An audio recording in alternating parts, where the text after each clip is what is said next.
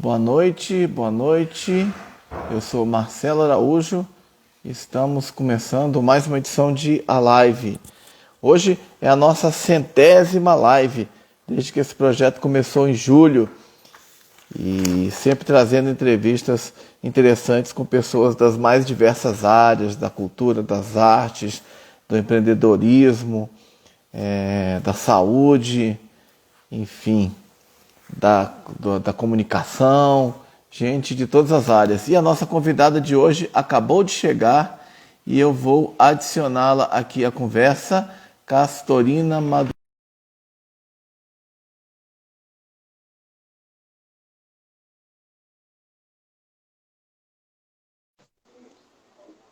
Opa, boa noite, tudo bom, Castorina? Oi, Marcelo, boa noite, tudo bem? Tudo Dá... ótimo. Então tá bom, dá para me ouvir direito? Tô te vendo e te ouvindo bem. Você também me ouve e me vê bem? Sim, Tá que bom. certo. Obrigado. Bom, em primeiro lugar, quero agradecer aí a sua presença hoje aqui. Obrigado, artista plástica e também restauradora, Castorina Madureira, que vai falar do seu trabalho. Muito obrigado por aceitar o convite para estar com a gente nessa noite, na nossa 100ª live. Obrigada, viu, Marcelo? Eu que agradeço o convite. E é a minha primeira live, Ah, que legal. Vai ser muito boa. Tenho certeza que será a primeira de muitas. se Deus quiser. Castorina, vou fazer então uma breve apresentação sua, breve mesmo, e passo logo a Sim, palavra para você, tá certo? tá. Bom, gente, a nossa convidada, sejam todas bem-vindos e bem-vindas. Castorina Augusta Madureira de Camargo, ela é artista plástica, formada pela PUCamp em 1995, né?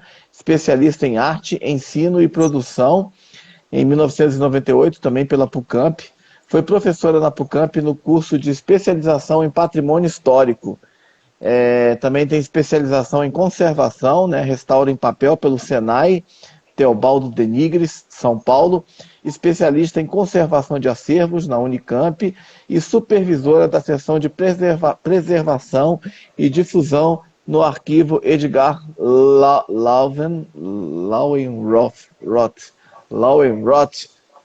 meu alemão, da Unicamp, meu alemão não é muito bom. Lauenroth, creio, depois você fala certinho. Então tá bom, gente, vou passar a palavra para nossa convidada. Antes da gente começar a falar sobre o assunto principal da noite, que é conservação e restauração, vou pedir para ela, nós estamos no mês de março, né, último dia 8, segunda-feira, foi Dia Internacional da Mulher, o mês de março é o mês da mulher internacionalmente. Neste mês de março estamos fazendo lives apenas com mulheres, né? Apenas lives femininas, então vou pedir para a nossa convidada, como tenho feito com as outras, um depoimento sobre como que ela vê, como você vê, Castorina, hoje o papel da mulher na sociedade, enfim, no mercado profissional. Olha, a mulher hoje em dia está muito atuante no mercado profissional, isso é muito bom, né? Principalmente também na área de preservação, tem uma quantidade enorme de mulheres. E dizer que é essencial o trabalho da mulher na preservação e na restauração, porque exige algumas habilidades, né? Que a mulher tenha mais, alguma sensibilidade a mais para o trabalho de preservação. E que elas estão mais atuantes ainda na preservação documental, tá? Na preservação de patrimônio edificado, a gente tem menos mulheres, porque exige uma certa força física, né? Subir em andaime, trabalhar na altura. Então, a gente encontra menos mulher. Mas está tendo uma participação maior das mulheres nessa área de restauração no mercado de trabalho agora, do que quando eu entrei na minha época. Isso é muito bom. Muito bom mesmo.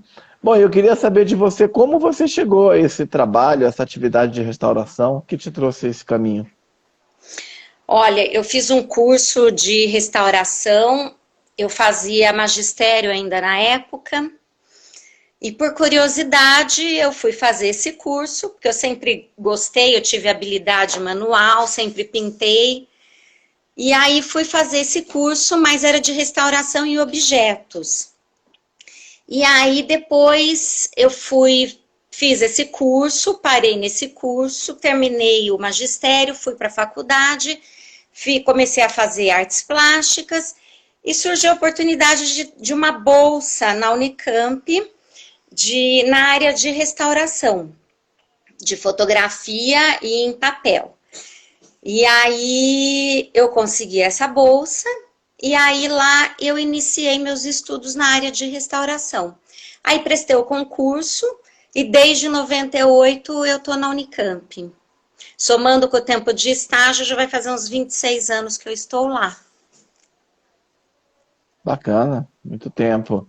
E o que Sim. te atrai nessa atividade da restauração?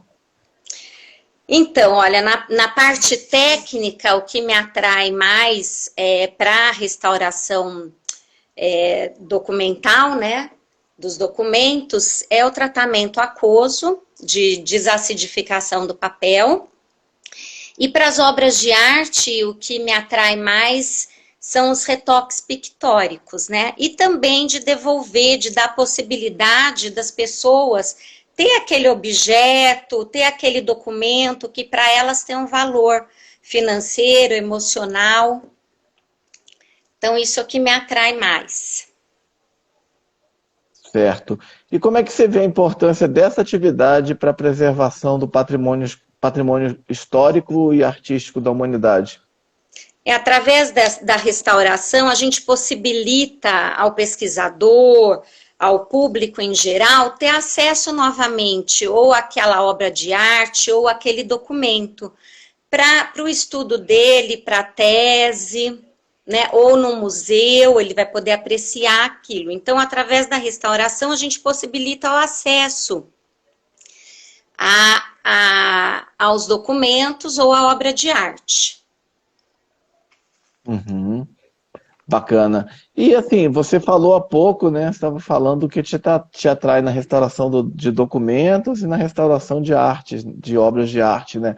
Do ponto de vista técnico, né? Quais são as principais diferenças assim do que restauração de obra de arte e restauração de documento? O que cada uma, o que a profissional que lida com cada uma delas faz?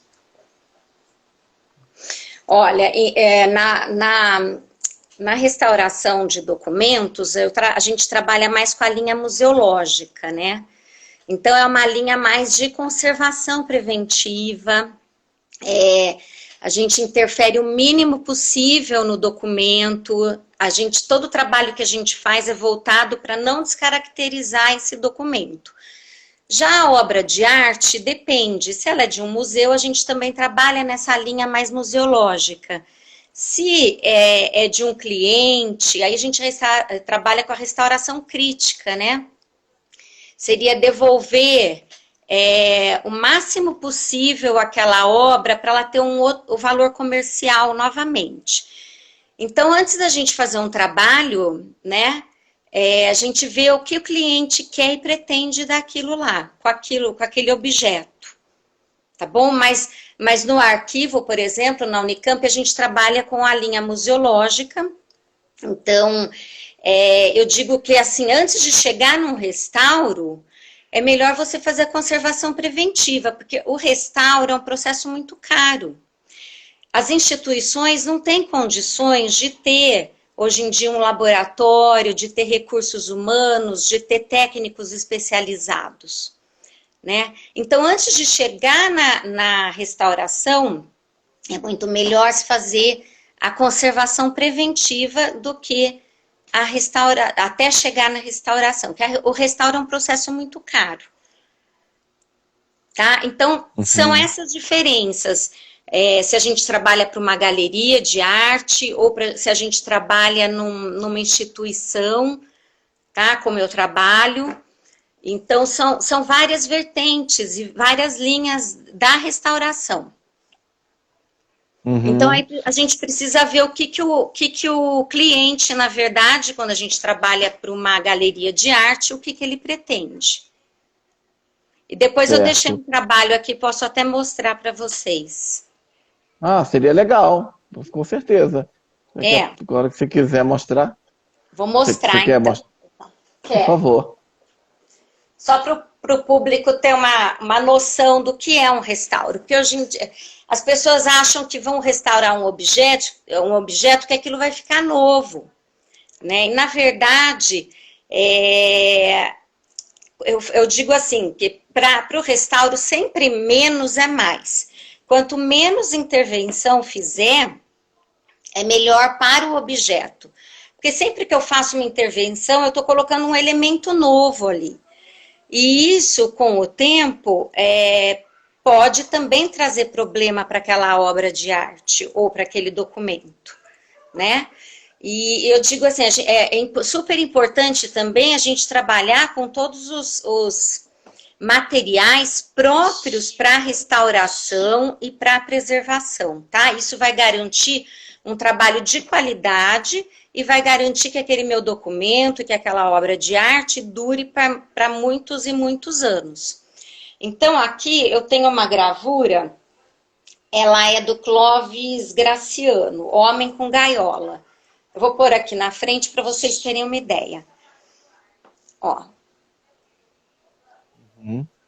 Ela estava totalmente amassada, aqui dá para ver. Ela tinha um rasgo, mais ou menos, nessa região, tá? E aí, então, foi feito um banho para desacidificar e para fazer uma remoção da sujidade, a higienização e tudo mais, até chegar no banho. E depois eu fiz a estabilização com papel japonês, né, de qualidade arquivística, cola neutra, estabilizando todo esse processo aqui, ó, todo o rasgo e toda essa parte que amassou. E depois eu fiz pequenos retoques pictóricos. E é importante também eu trabalhar com material que depois é todo removível, tá? Isso é muito importante na área da restauração. Eu nunca posso trabalhar com um material que eu vou deixar ali e nunca mais eu vou conseguir remover. Isso não é um restauro. Eu tenho que conseguir remover esse material. Então, todo material que a gente trabalha é removível, próprio para conservação e restauração, e todo livre de pH, o pH é neutro, tá? Todo livre de acidez. Então, por isso que é um processo muito custoso, muito caro, muito demorado também. Uhum. Pô, parabéns, ficou fantástico mesmo. Eu não vi como estava, mas estou vendo que parece que está como se tivesse sido feita recentemente, né? Inclusive a Heloísa, também de Campinas, está comentando, nossa, ficou lindo. Parabéns aí por esse trabalho. Legal. Eu queria te pedir para eu tirar umas dúvidas aqui a respeito, por que, que você falou, né? Por que não pode, porque tem que ser algo removível, que não pode ficar permanentemente? Tá, porque isso pode prejudicar a obra, né? Então, todo material que eu uso, eu posso remover ele do meu trabalho. Se acontecer algum problema daqui uns 10, 20 anos, eu posso remover isso.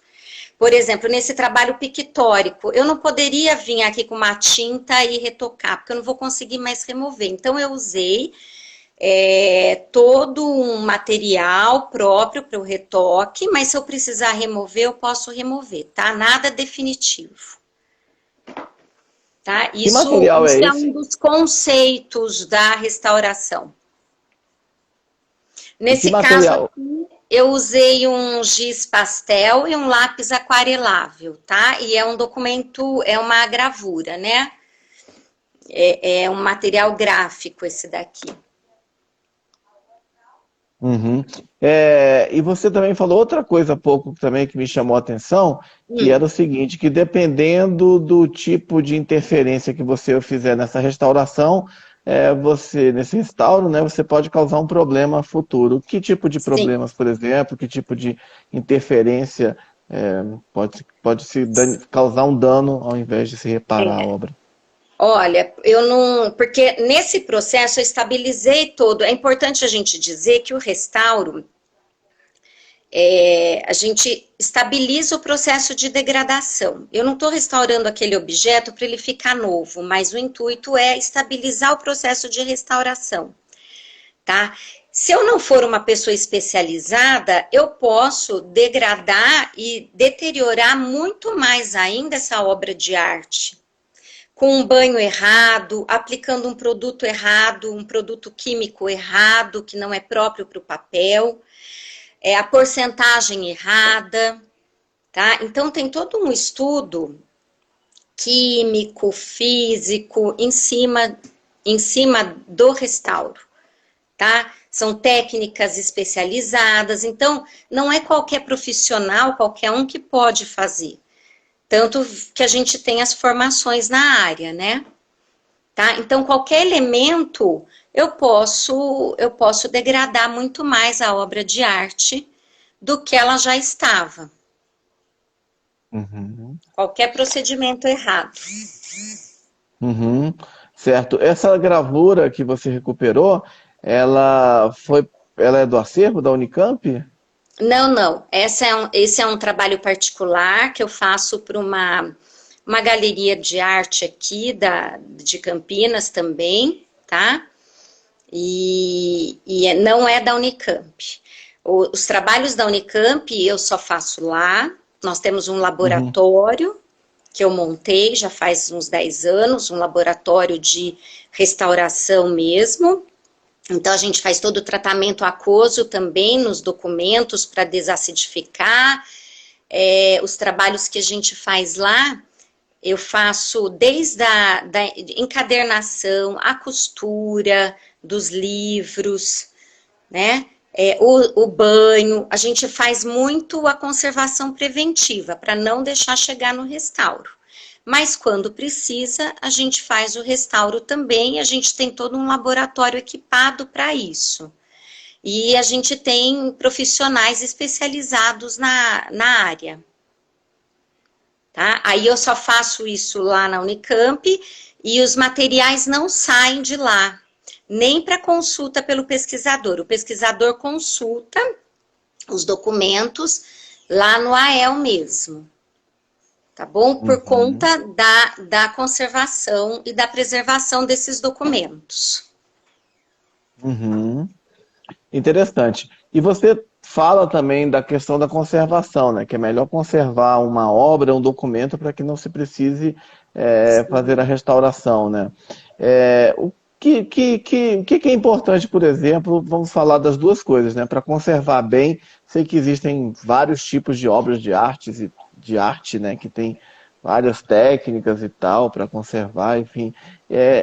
Algumas que você citaria para conservar algumas obras de arte e também documentos, né? O que é importante? É temperatura? É deixar longe da luz? Tem algumas Sim, dicas que você pode dar? são vários fatores, né? A gente tem que ter um ambiente propício para conservar as obras de arte e os documentos. Então, não deixar em temperatura elevada, não deixar com umidade alta. Então, por exemplo, em casa, não deixar uma obra de arte numa parede que faça divisão com banheiro, com cozinha, com a área externa da casa, por conta da umidade. Essa parede sempre vai ter umidade, né? Prestar atenção em goteiras, na manutenção da casa em si, aonde estão essas obras, né? Então, é um conjunto de fatores que levam à conservação. Aí é a temperatura, é a umidade elevada, a luz, não deixar luz direta sobre o documento e sobre a obra de arte. O ambiente também tem que ser limpo, tá? Porque a poeira também carrega partículas sólidas que, depositado sobre o documento ou a obra de arte, com o tempo vai oxidar, né? Então, Uhum. ter um ambiente propício para essa conservação, tá? Livre de ataques biológicos como cupim, broca, rato, barata, tá? Tudo isso, então são vários fatores somados que a gente cria um ambiente propício para a conservação dos documentos ou das obras de arte. E em casa também a gente deve ter esses cuidados, tá? Deixar sempre guardado um local bom, que não tenha essa umidade, em caixas de polionda, nunca usar caixa de papelão, que o papelão é um papel muito ácido, essa acidez com o tempo migra por contato para os documentos, para a obra de arte, tá? É importante dizer também para as obras de arte, em papel, principalmente, uma boa moldura, tá?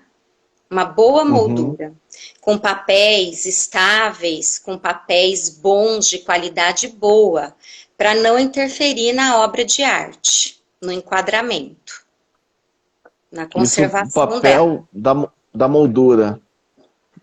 Isso, antigamente eles usavam muito aquele Duratex atrás das obras. Isso é muito prejudicial para as obras. Tá? Então, a gente deve usar sempre um material de boa qualidade.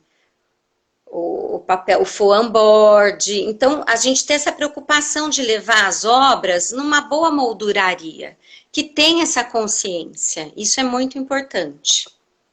Que hoje eu pego obras de arte muito estragadas por conta de uma moldura errada, de um enquadramento errado.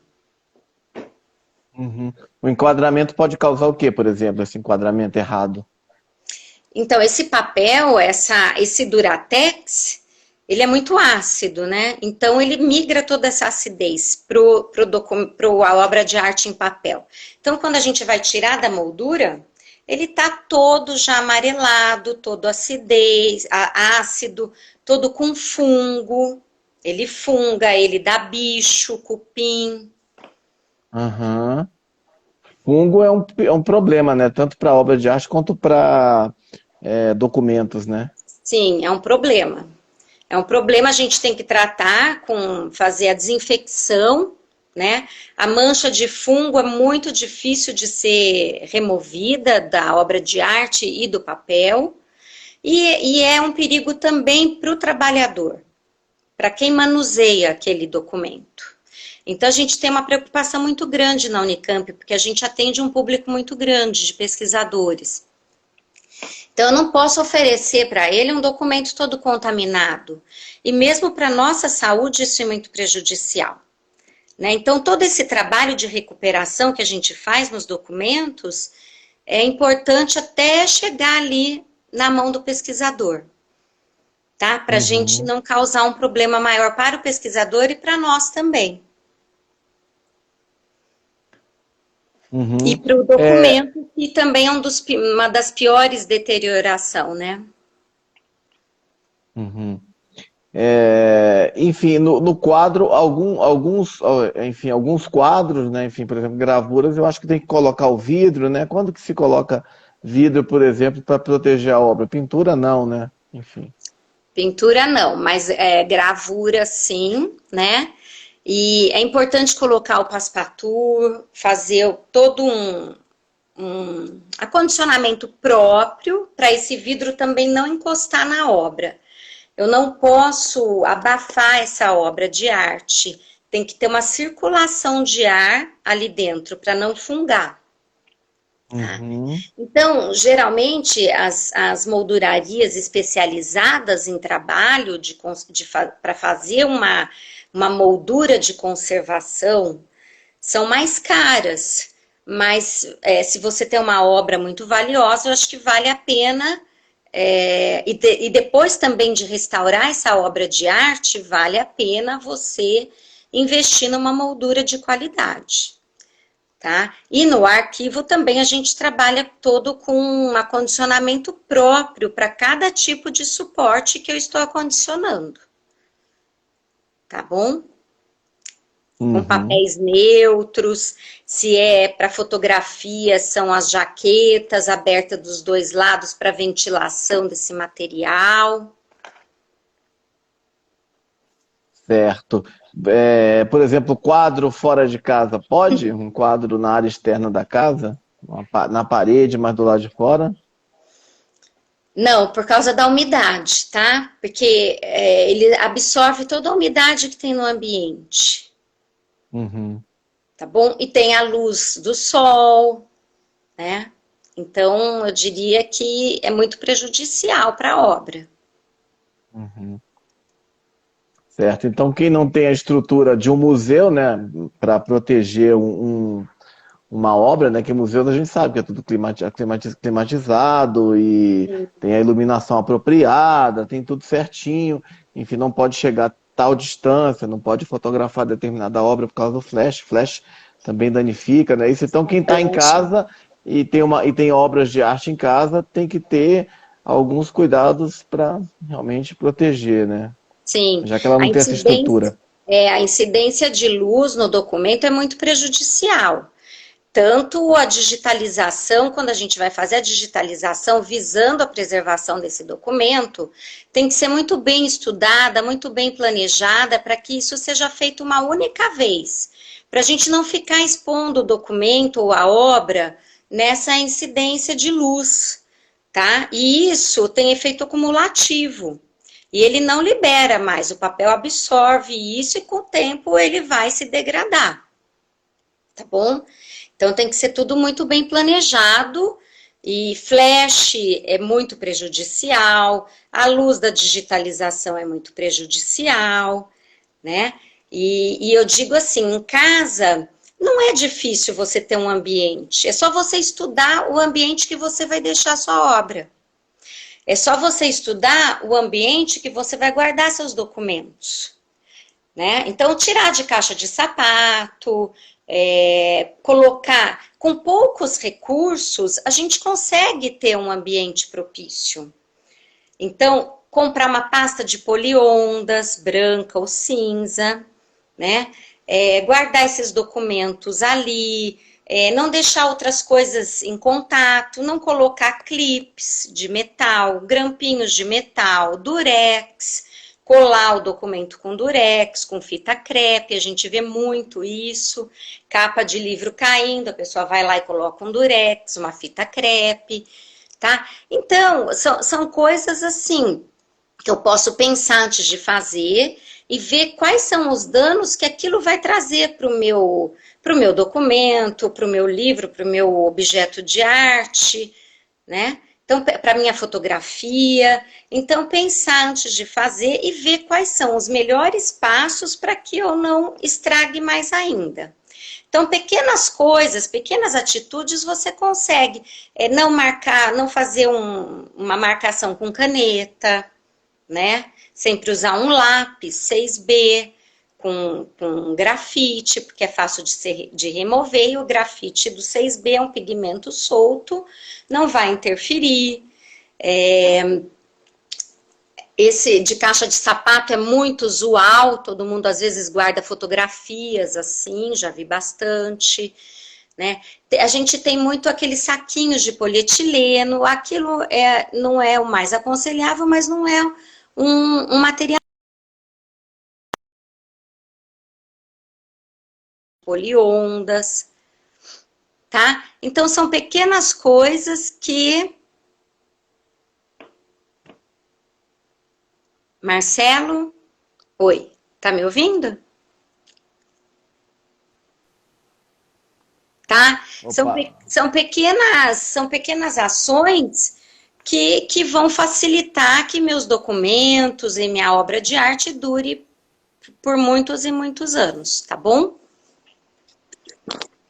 opa. Deu um corte. Deixa eu voltar aqui. Deu. Deu no... Alô? Oi, Opa, voltou. Voltou. voltou. Olha só, Castorina, eu queria tirar umas dúvidas com você, porque você falou assim, por exemplo, um livro, um documento que está rasgado, uma foto, aí você não usa essas fitas aí, fita adesiva, fita durex. O que pode ser usado então para reparar isso? Olha, em casa não deve ser feito nada, tá? Coloca isso num saquinho, mas a gente tem fitas próprias para trabalhar com a restauração, né? São fitas importadas, são um pouquinho, o custo é elevado, né? A gente usa bastante porque ela tem uma cola neutra e ela é própria para restauração. Mas aí já não é indicado a gente fazer isso em casa, tá bom? Mas o Uhum. ideal é que você coloque esse documento rasgado num saquinho todo protegido e procure uma pessoa especializada na área de conservação, tá bom? E aí muita gente vai lá e já cola e passa o durex, e aí depois, mais tarde, isso vai exigir um restauro, e o custo é muito mais elevado. Certo. E uma dúvida também, vou ficar tirando Pode dúvidas falar. aqui. É porque você falou da caixa de sapato. Por que que a caixa É, de sapato não é boa para guardar documentos ou fotos? Tem algum é, problema? por- é porque é papelão, né? Então, o papelão, um dos piores papéis para você ter em contato com os documentos. Tá? Ele é muito ácido, é um papel de baixa qualidade, e aí ele tem muita acidez na sua composição, e essa acidez com o tempo vai migrar para o documento. Tá? Entendi. Então E não aí se pode deve causar um fazer dano. papel. Sim, sim, ele vai trazer acidez para o seu documento, vai interagir com a própria acidez dele, e aí vira um processo pior de degradação. Certo. É uma questão, né? Quando a gente viaja assim, para outros países, por exemplo, pela Europa, né? É muito comum Roma, Paris, Barcelona. A gente vê essas cidades estão sempre constantemente em obras, né? Enfim, obras de restauração, como você citou no começo, restauração predial, mas também tem obras que eventualmente são interditadas, né? Para poder passar por algum processo mais apurado da conservação, né? Isso é muito comum lá fora. No Brasil, infelizmente, a gente vê é, algum descaso, né? Talvez muito descaso com o nosso patrimônio. Tivemos, lamentavelmente, há alguns anos, né? 3 anos, se não me engano, ou 3, 4 anos, três Sim, anos, o acho que incêndio 3 anos. no Museu Nacional do Rio, né? Aquele museu Sim, fantástico lá no Alta Boa Vista, que pegou fogo, tinha um acervo com milhões de obras que infelizmente se perderam para sempre, né? Como é que sim. você avalia hoje de uma forma geral, né? Enfim, a conservação de documentos, de obras no Brasil, de uma forma geral, né? Você acha que está muito precária, precisa melhorar bastante? Sim, o Brasil ainda está engatinhando, né? Nós não temos uma política pública para salvaguardar o nosso patrimônio, né? Nós não temos verbas destinada para manutenção dos museus, dos arquivos, das bibliotecas, do centro de memória. E, por exemplo, o museu, né? Eu trabalho com um professor na Unicamp, que ele é antropólogo, e ele estava fazendo toda a tese dele de doutorado com o acervo do Museu Nacional. Você vê anos e anos de trabalho perdido num incêndio porque não teve a manutenção devida no museu. E isso acontece em quase todas as instituições brasileiras. Tá? O Brasil ainda não tem essa cultura para cuidar dos nossos acervos, né? São poucos os lugares que a gente vê que tem um pouquinho mais de recurso, um pouco mais de verba para cuidar do seu patrimônio. Infelizmente. Precisa muito melhorar, né?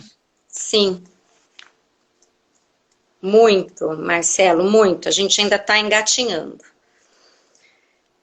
Mas você vê, né? A gente mal tem vacina agora, né? Você acha que vão se preocupar com o patrimônio?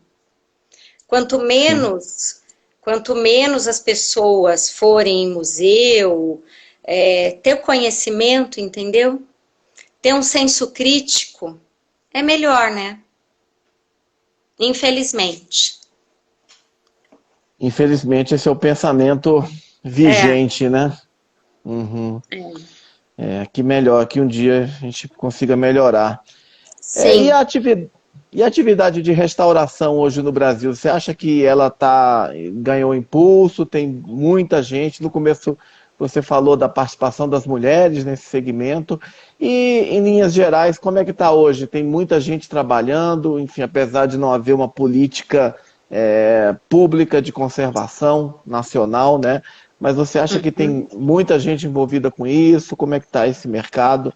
Muitas pessoas trabalhando, fazendo um trabalho importante como que você faz aí na Unicamp e com outros parceiros também em Campinas e no Brasil? Sim.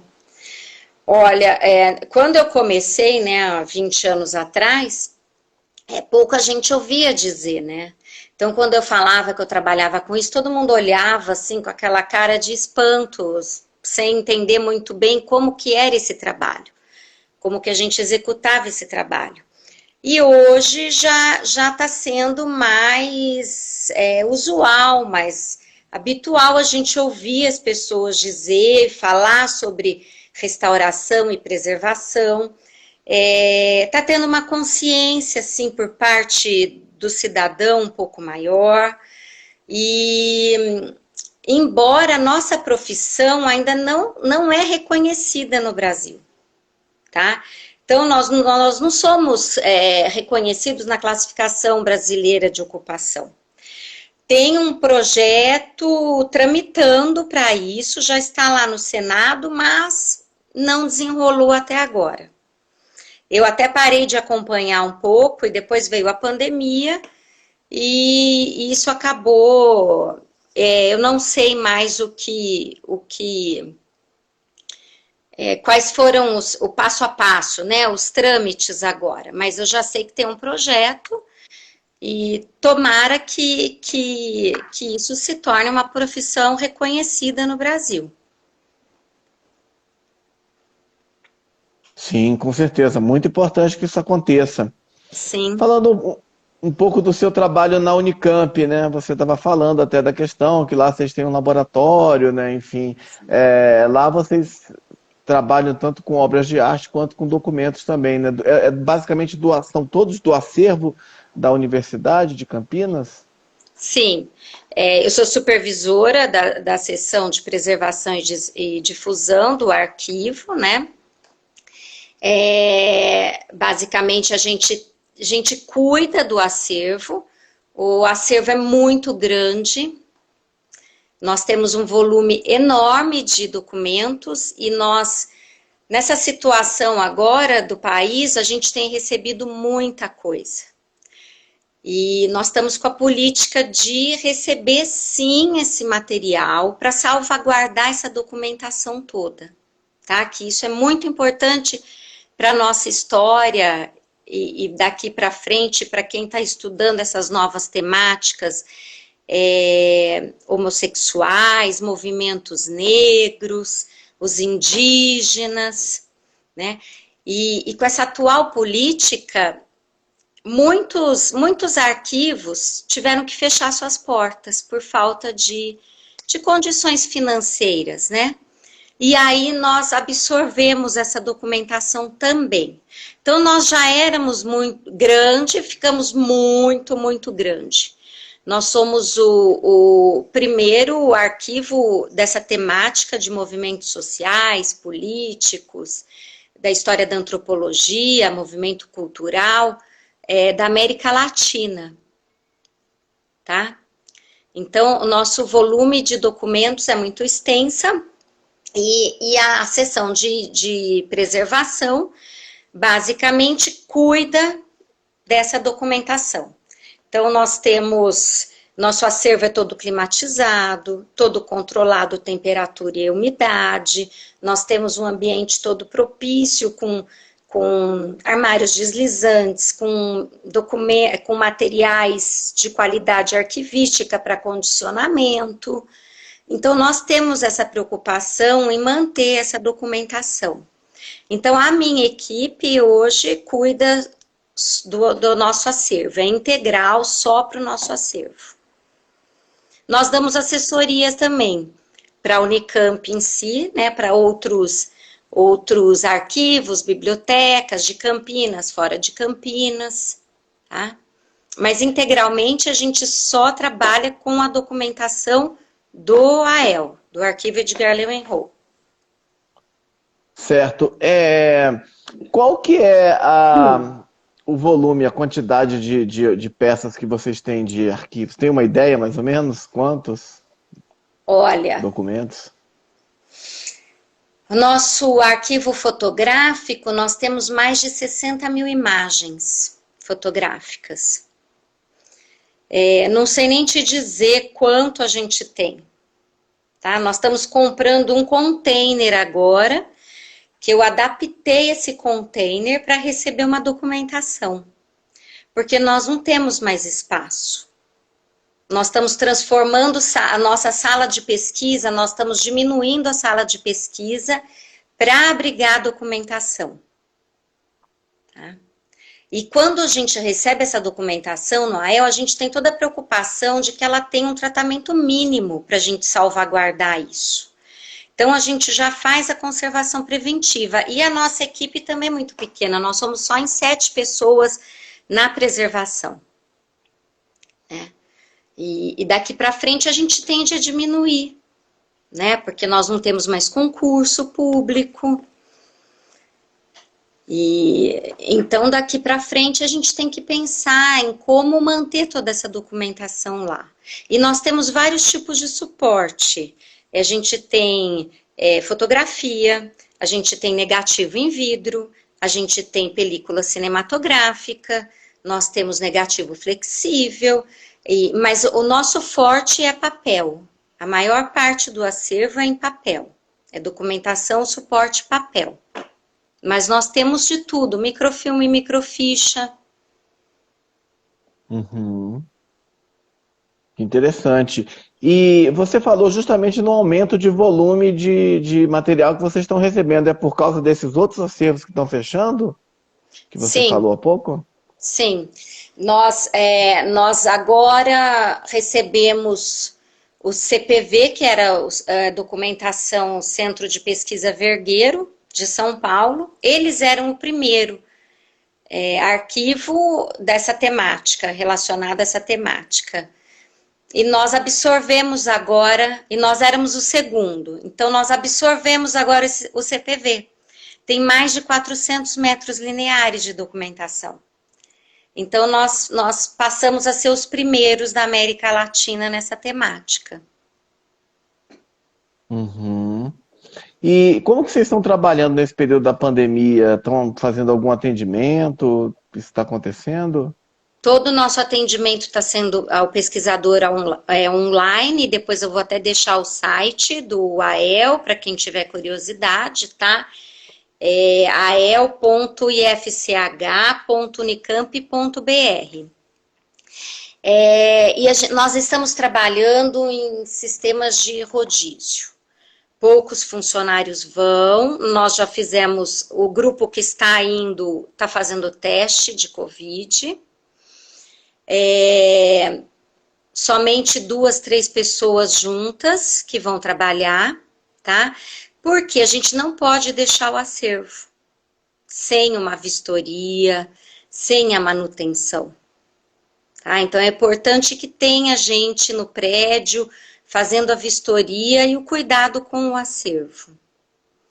Né? Então nós não pudemos deixar de não ir. Então nós estamos trabalhando internamente em sistema de rodízio, né, entre as pessoas, sempre o mesmo grupo junto, e todos já fizeram os testes, e a gente faz os testes geralmente com mais frequência, né, e o atendimento do público sempre online. Tá? Uhum. Então não tá tendo manuseio do documento. Isso também é importante dizer que o vírus da Covid, ele tem um tempo de permanência em cada tipo de suporte. Então, por exemplo, no papel ele fica ativo uns 3 dias, tá? Então, a gente teve que mudar todos os procedimentos também de consulta e de manuseio agora, nessa nova fase, talvez nessa nova realidade. Nós vamos ter que deixar o material em quarentena antes da gente manusear e passar para um outro, antes de ter contato com o pesquisador. Quando o pesquisador tiver contato com esse documento, quando ele voltar para o acervo, tá? Uhum. Isso também é muito importante as pessoas observarem. Sim, pandemia mudando também rotinas, né, métodos de trabalho, né? Sim. Castorina, enfim, você pode só fazer o favor, passar mais uma vez esse endereço do acervo? Posso. É AEL, minúsculo, ponto, ifch.unicamp.br. Esse IFCH é de Instituto de Filosofia e Ciências Humanas. Nós estamos ligados ao Instituto de Filosofia e Ciências Humanas, tá? Ok. Eu queria te perguntar um pouco sobre a pessoa que batiza esse acervo, né, que é o Edgar Lowenroth, que foi um tipógrafo, né, jornalista, arquivista e também um anarquista famoso brasileiro aí no início do século XX. Chegou inclusive a ser preso por conta dos movimentos políticos dos quais ele participava. Como você vê a importância dessa figura? Olha, ele foi muito importante para a história brasileira, né? Ele foi um dos principais líderes do movimento anarquista no Brasil, tá? Ele ajudou a criar o Centro de Cultura Social, que ainda é ativo, tá? E é ligado ao movimento anarquista ainda hoje. E durante sua vida, ele colecionou bastante documentos, né, sobre a imprensa operária. Então, ele foi, de fundamental importância para a memória do trabalho brasileiro. E ele foi o mentor da primeira greve de 1917 em São Paulo, tá? Por isso que ele foi preso até. E aí, nessa greve, em 1917... eles estavam reivindicando direitos para as mulheres que trabalhavam nas fábricas e para as crianças. As crianças também trabalhavam em sistema exaustivo, né, de regime de trabalho, as mulheres e as crianças. E as crianças principalmente eram muito mutiladas nas máquinas. Então foi uma greve muito importante para a história do trabalhador. Tá? Porque através dessa greve que veio alguns direitos que eles reivindicaram na época, como um sistema de redução de carga horária, tá? Proibindo as crianças de irem para a fábrica trabalhar. Então ele teve um papel na história do trabalho fundamental. E para o anarquismo também. Até hoje, né? Até hoje o Centro de Cultura ainda é ativo. Muito bacana. Em São Paulo. E muito importante, né? Já há mais de um século lutando por essas questões, né? Que alguns hoje acham que tem que retroceder, né? Retrocesso, inclusive trabalho infantil e outras coisas bárbaras, né? Castorina, eu queria que você falasse para a gente, você lembra de alguns documentos raros aí que você pode citar para a gente que tem no seu arquivo, algumas curiosidades aí históricas? Olha, tem várias, né, mas eu separei algumas aqui. Entre elas é o Boi, que foi um periódico, né, do próprio acervo do Edgar. E a temática dele também é toda ligada à história do trabalho. E tem esse nome porque ele comprou uma tipografia no Brás e ele encontrou um clichêzinho escrito Boi. E na época, com pouca grana, então ele começou a rodar o jornal como Boi. E aí nós temos essa primeira edição, bem pequenininha e muito, muito bonitinha, eu restaurei, do Boi, Isso é muito importante, né? Porque é a primeira edição do Jornal do Edgar. A gente tem também um livro sobre agrarismo do Otávio Brandão, que também fala sobre reforma agrária. Nós temos a primeira edição, nós temos várias primeiras edições também lá na nossa biblioteca. De que ano que é essa edição? Mais importante. Olha, acho que é de 1920 e pouquinho, não me recordo agora. E nós temos também o mapa da Coluna Prestes. A Coluna Prestes foi um movimento que atuou em 1925 a 27, né? E foi um movimento que atuou, eles eram em oposição ao governo do Arthur Bernardes. E ele era protagonizado pelos tenentes, tá? E ele foi liderado, um dos grandes líderes foi o Luiz Carlos Prestes. E é um documento muito bonito, ele é de 1926. Também já está restaurado. E nós temos também o filme, a gente tem o acervo do Teatro Oficina, do Zé Celso, né? E nós temos o filme 25. Esse filme foi rodado na Revolução de Moçambique. E a gente tem uma cópia e só existe uma outra cópia que está na França. Tá? Então, também é uma obra rara. E a gente também tem uns documentos que nós temos tijolo com o símbolo do nazismo, de um núcleo nazista que existiu no Brasil em 1930 e pouquinho. E toda essa documentação foi trazida para o AEL por um pesquisador, e hoje ele fez uma tese de doutorado na Unicamp também. Ele reuniu toda essa documentação narrando a história desses meninos que viveram nessa fazenda, sob o regime do nazismo, aqui no Brasil. E também são documentos muito importantes. E originou o filme O Menino 23. E agora vai ser lançado, acho que no final do ano, o livro também referente a essa documentação. E é uma documentação que a gente recebe muita escola, né, para visitação. E isso atrai muito os estudantes. São tijolos com o símbolo do nazismo, são fotos de gado marcado com o símbolo. E isso para a gente são documentos importantes, né? Que mostram e marcam uma época, uma história. Uhum. E importante também para as visitas escolares, né? Que a gente tem. Uhum. Tá? Que certo. Eu me lembro, assim... Uhum. Muitos documentos históricos importantes. São vários, viu, Marcelo? Só alguns comentários, né? O Antônio Jorge Sauá comentou mais cedo, né? Que o seu trabalho é um trabalho que exige muita paciência. Parabéns pela instrução. Ele escreveu. Obrigada. E a Andréia Luciana, que está aí agora, falou que ela é sua fã, eterna fã da Castorina, e perguntou algo que eu acho que você até respondeu, né? Que em tempos normais esse acervo pode ser visitado. Isso, a Andréia é minha amiga. Nós fizemos artes junto. Ela é uma excelente artista plástica.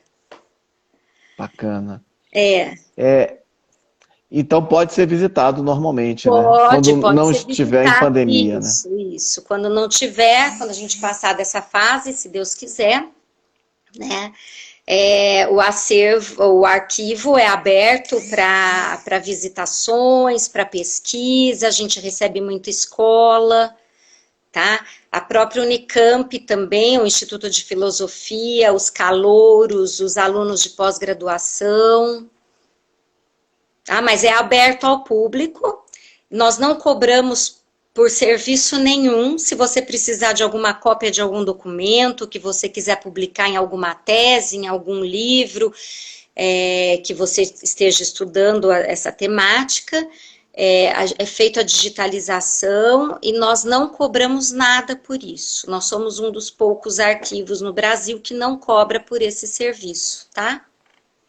Também é importante dizer que nós damos livre acesso, né? Sempre visando as condições de preservação. um Legal. manuseio adequado. Eu queria falar de um outro assunto agora com você, um assunto que surgiu inclusive na semana passada, na live com a. Ela tá aí, né? A A Heloísa Heloísa, Sauá, que é proprietária isso. também em Campinas da loja de discos virtual Devinil. Ela esteve conosco há uma semana, né? E falou do seu trabalho também nesse aspecto, né? Falou, elogiou de forma, em geral o seu trabalho, mas falou de uma parceria que você tem com ela de restaurar capas de LPs. Como é que surgiu essa ideia de restaurar essas capas de disco? De pegar esse know-how que você tem com obras de arte e documento e levar para os suportes dos LPs. Sim, então, foi através da Heloísa mesmo, né? É, eu. Ah, ela é dona, né, dessa loja virtual e ela é minha prima. E aí, como eu trabalho com a restauração em papel, surgiu essa necessidade de restaurar algumas capas de disco, né? Agora, não são todas, porque é um processo muito caro. Então, quando o livro, quando o disco é primeira edição, aí sim, e tem uma capa importante, né? A gente faz a restauração dessa capa, tá? Para ela vender e também ela oferece para alguns clientes que se interessam por esse tipo de serviço. Mas sempre visando, assim, a preservação da capa original, tá? Então não é feito nenhuma descaracterização nesse objeto. E a gente faz para poder ter um manuseio melhor, porque muitas vezes as capas estão caindo, né? Não dá nem para a pessoa manusear direito esse objeto. Então a gente faz visando o manuseio, dá acesso novamente a essa capa para o colecionador, para o cliente, para o público dela, tá bom? Uhum. A Vanessa está perguntando o que encarece a restauração, no caso dessa dos LPs, das capas. O que encarece, Vanessa, é o material que a gente usa, tá? Como é um material todo próprio para conservação e restauração, é um material caro. Geralmente esse material é importado. Eu pago esse material, eu compro, pago em dólar, tá? E então o custo não é muito barato. Mas não é nem só pelo meu trabalho, é mais pelo custo do material em si, que é um material todo importado. Nós Certo, a não Heloísa temos, está. nós não temos no Brasil material muito voltado para conservação e restauração, infelizmente. É muito pouco, tá? Então a gente tem que comprar de fora e isso encarece muito, ainda mais agora com o dólar tá lá em cima. A Heloísa está falando que todas as obras que a Castorina restaura ficam maravilhosas.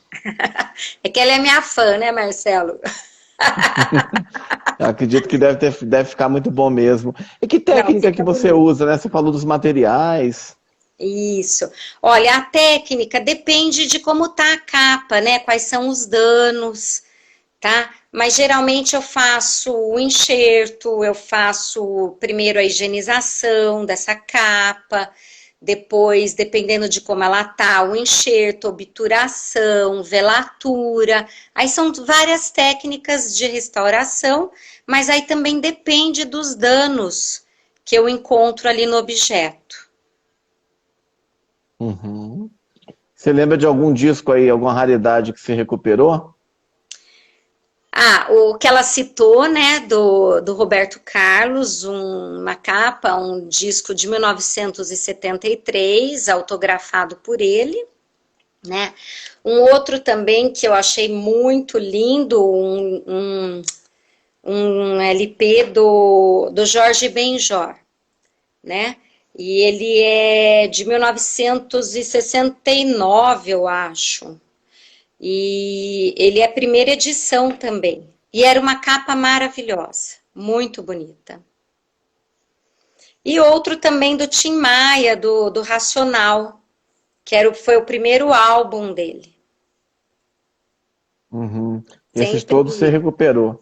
sim, as capas sim. E os discos estavam em ótimo estado, viu? De conservação. Mas a capa precisou passar por A, uma...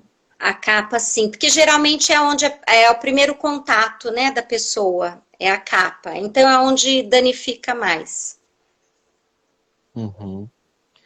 Heloísa, e você também é artista plástica, né? O seu trabalho de artista plástica, você pinta, você tem pintado, o que você tem feito em artes plásticas? Então, eu tô mais parada agora, nesse momento, porque eu tô com muito trabalho, não só na Unicamp, mas particular também, e eu tô mais voltada para a restauração em si mesmo. Mas eu tenho algumas telas aqui em casa, e as últimas que eu pintei foi uma técnica renascentista, técnicas com velaturas. Se quiser, eu posso dar uma mostradinha Por rápida. favor, por favor. Vou ter que Ia te levar o pedir agora. celular, tá? Sem problema, fica à vontade. Eu ia te pedir isso para você mostrar pra gente. Olha, essa paisagem aqui, dá para ver? Aham, sim, linda. Delas, né? Eu tenho também algumas coisas em aquarela, mas a minha paixão mesmo é óleo sobre tela. E tenho esse daqui, que Olha, é um nu. Esse que quadro eu maravilha. levei, tá? Co- É co- lindo. Como chama? É um nu feminino. Mas Muito bonito. esse quadro aqui, na verdade, eu peguei uma foto de um fotógrafo americano e aí no ateliê a gente colocou a modelo na mesma posição, a gente fotografou com luz e sem luz. E aí eu demorei muito tempo para pintar. Eu levei 1 ano e 2 meses para pintar essa tela. Esse que você mostrou agora. É uma técnica muito demorada, com velaturas e tudo mais, mas dá um efeito maravilhoso. Eu posso ser chato e pedir para você Pode, mostrar ele só mais um pouco, é porque eu gostei tanto pode. assim. Só para você mostrar um pouco esses detalhes que você está falando, pô, desculpa a gente Imagina. fazer você dar essa volta de novo, é porque eu gostei muito desse quadro, achei bonito. Olha que legal.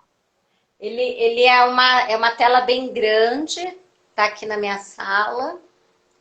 E é muito lindo, Lindo. né? Bacana demais. Parabéns aí, pô. Eu fiz várias exposições também, em vários lugares, fiz mais de 30 exposições, mas agora, ultimamente, eu tô mais voltada para o restauro mesmo. A E Vanessa agora, falou. e agora também eu tô fazendo alguns cursos também de restauração em obras de arte tela mesmo. Mas mais por curiosidade, não para trabalhar mais com isso, assim. Porque minha área mesmo de especialização é em papel, tá? Eu fiz o curso no Senai e para documentação, né? E para obras de arte, mas tela sempre foi minha paixão, desde pequena. Tanto que eu parti para pintura por causa disso. E agora eu estou fazendo alguns estudos de restauração em tela também. A Vanessa falou, lindas telas, parabéns. Aquela é óleo sobre é óleo aquela que você É mostrou do óleo, Lu? é Uhum. óleo sobre tela, que é Fiz minha aquela paixão. da A paisagem paisagem, também. a paisagem também. Eu fiz muito pouco aquarela, né? E fiz alguns desenhos em carvão, que eu também gosto bastante. Mas a minha paixão é óleo. É muito gostoso trabalhar com óleo, com tinta óleo. Bacana demais, bacana demais. É. Muito legal mesmo. Castorina Madureira, olha, muito legal ouvir você falar do seu trabalho, um trabalho fantástico, né? Enfim, suas belas telas aí que você nos mostrou, seu trabalho de artista plástico, mas esse trabalho fantástico, importantíssimo, né, que você faz de restaurar documentos, de restaurar obras de arte, capas de LP, né, um trabalho fundamental aí para a Uhum. preservação da nossa memória, da nossa cultura, da nossa história, das nossas artes. Parabéns aí, eu queria te agradecer imensamente por você ter estado hoje aqui conosco nessa live que já passa de 65 minutos, né? 1 hora e 5 minutos que você está Nossa. dando essa aula para a gente também de como conservar documentos, como conservar obras, né? Eu mesmo peguei algumas dicas que aqui a gente tem alguns quadros, documentos, né? Tem que conservar direitinho. Sim, Obrigado demais por você ter estado aqui hoje falando de tanta coisa importante para a gente.